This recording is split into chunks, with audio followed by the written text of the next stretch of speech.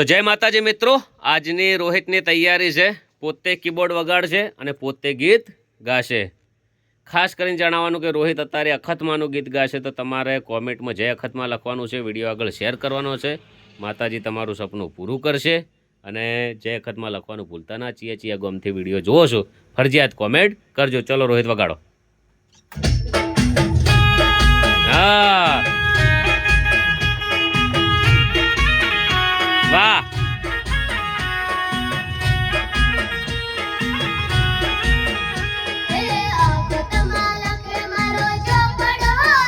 વાહ